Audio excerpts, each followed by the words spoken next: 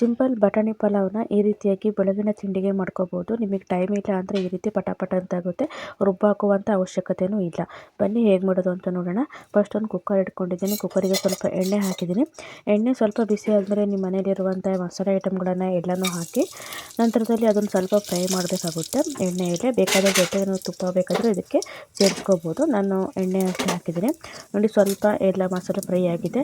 ಈಗ ಇದಕ್ಕೆ ಒಂದು ಕಟ್ ಮಾಡಿರುವಂಥ ಈರುಳ್ಳಿನ ಹಾಕಿದ್ದೀನಿ. ಈರುಳ್ಳಿ ಆದಷ್ಟು ಸ್ವಲ್ಪ ಸಣ್ಣ ಮಾಡ್ಕೊಳ್ಳಿ. ನಂತರದಲ್ಲಿ ಸ್ವಲ್ಪ ಮಿಕ್ಸ್ ಮಾಡ್ಕೊಳ್ಳೋಣ. ಜೊತೆಗೆ ನಾನು 1 ಚಮಚದಷ್ಟು ಶುಂಠಿ ಬೆಳ್ಳುಳ್ಳಿ ಪೇಸ್ಟ್ನ ಹಾಕಿದ್ದೀನಿ. ಇದನ್ನು ಕೂಡ ಹಸಿ ವಾಸನೆ ಹೋಗೋವರೆಗೂ ಸ್ವಲ್ಪ ಫ್ರೈ ಮಾಡ್ಕೋಬೇಕು. ನೋಡಿ, ವಿಡಿಯೋ ಸ್ವಲ್ಪ ನಾನು ಪಾಸ್ ಮಾಡಿದ್ದೀನಿ, ಆದ್ದರಿಂದ ನಿಮಗೆ ಬೇಗ ಅನಿಸ್ತಿರ್ಬೋದು. ನೋಡಿ, ಈರುಳ್ಳಿ ಕೂಡ ಸ್ವಲ್ಪ ಫ್ರೈ ಆಗಿದೆ.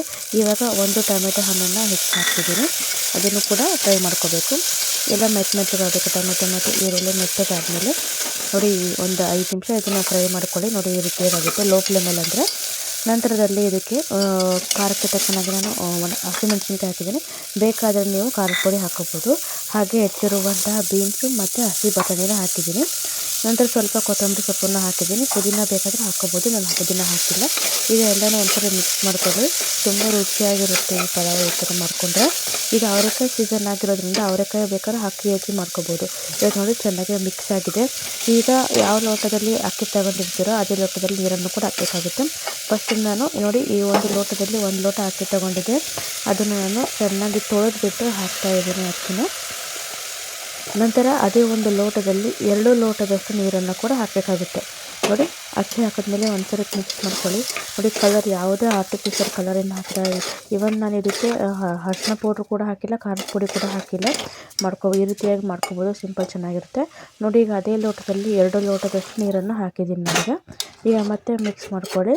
ನಾನು ಹೇಳಿದಂಗೆ ನಿಮಗೆ ಖಾರಕ್ಕೆ ಬೇಕಾದರೆ ಖಾರದ ಪುಡಿ ಹಾಕೋಬೋದು. ಇಲ್ಲಾಂದರೆ ನಿಮಗೆ ಖಾರದ ಪುಡಿ ಹಾಕೋಕ್ಕೆ ಇಷ್ಟ ಇಲ್ಲ ಅಂದರೆ ಹಸಿಮೆಣಸಿನ್ಕಾಯಿ ಸ್ವಲ್ಪ ಜಾಸ್ತಿ ಹಾಕ್ಕೊಳ್ಳಿ. ನಂತರ ರುಚಿಗೆ ತಕ್ಕಷ್ಟು ಉಪ್ಪನ್ನು ಹಾಕಿಬಿಟ್ಟು ಮತ್ತೆ ಮಿಕ್ಸ್ ಮಾಡ್ಕೊಳ್ಳಿ ಒಂದ್ಸರಿ. ಉಪ್ಪು ಕರೆಕ್ಟ್ ಇದ್ದರೆ ನಂತರದಲ್ಲಿ ಮುಚ್ಚಳ ಮುಚ್ಚಿಬಿಟ್ಟು 3 ವಿಸಿಲ್ ಹಾಕ್ಕೋಬೇಕು ನೀವು. ನೋಡಿ, ಮಿಕ್ಸ್ ಆಗಿದೆ. ಬೇಗ ಮುಚ್ಚಳ ಮುಚ್ಚಿ 3 ವಿಸಿಲ್ ಹಾಕಿದ್ದೀನಿ. ನಂತರದಲ್ಲಿ ಓಪನ್ ಮಾಡಿ ತೋರಿಸ್ತೀನಿ. ನೋಡಿ, ಈ ರೀತಿಯಾಗಿ ಸಿಂಪಲ್ ಬಟಾಣಿ ಪಲಾವ್ ರೆಡಿಯಾಗಿದೆ. ಕಡಿಮೆ ಟೈಮಲ್ಲಿ ಈ ರೀತಿಯಾಗಿ ಸಿಂಪಲ್ಲಾಗಿ ನೀವು ಕೂಡ ಮಾಡ್ಕೋಬೋದು. ಮತ್ತು ಟೇಸ್ಟ್ ಮಾತ್ರ ತುಂಬ ಚೆನ್ನಾಗಿರುತ್ತೆ. ಹಾಗೂ ಎಲ್ಲ ನಮ್ಮ ಚಾನಲ್ ನೋಡ್ತಿದ್ದಾರೆ ದಯವಿಟ್ಟು ಸಬ್ಸ್ಕ್ರೈಬ್ ಮಾಡ್ಕೊಂಡು ಲೈಕ್ ಮತ್ತು ಶೇರ್ ಮಾಡಿ. ನೋಡಿ, ಸಿಂಪಲ್ ಪಲಾವ್ ಈಗ ರೆಡಿಯಾಗಿದೆ. ಬಟಾಣಿ ಸಿಂಪಲ್ ಪಲಾವ್ ರೆಡಿಯಾಗಿದೆ. ಈ ಟೇಸ್ಟ್ ಬಂದು ತುಂಬ ಚೆನ್ನಾಗಿರುತ್ತೆ. ಹಾಗೂ ನಮ್ಮ ಒಂದು ಚಾನಲಲ್ಲಿ ವಿವಿಧ ರೀತಿಯ ಅಡುಗೆಗಳನ್ನು ಹಾಕಿದ್ದೀವಿ. ಸಪೋರ್ಟ್ ಮಾಡ್ತಾಯಿರಿ. ಸಪೋರ್ಟ್ ಚೆನ್ನಾಗಿ ಮಾಡ್ತಾಯಿದ್ರೆ ಹೀಗೆ ಸಪೋರ್ಟ್ ಮಾಡ್ತಾಯಿರಿ ಅಂತ ಹೇಳ್ತಾ, ನಮ್ಮ ಬಟಾಣಿ ಪಲಾವ್ ಈಗ ರೆಡಿಯಾಗಿದೆ. ಇದು ಈ ರೀತಿ ನೀವು ಕೂಡ ಮಾಡ್ಕೋಬೋದು ಅಂತ ಹೇಳ್ತಾ, ಚಾನಲ್ ನೋಡ್ತಿರೋರು ತುಂಬ ಹೃದಯ ಧನ್ಯವಾದಗಳು. ಹೀಗೆ ಸಪೋರ್ಟ್ ಇರಲಿ ಅಂತ ಹೇಳ್ತಾ, ವಿಡಿಯೋ ನೋಡಿದ್ದಕ್ಕೆ ತಮ್ಮೆಲ್ಲರಿಗೂ ತುಂಬ ಹೃದಯ ಧನ್ಯವಾದಗಳು. Thank you. ಬಾಯ್.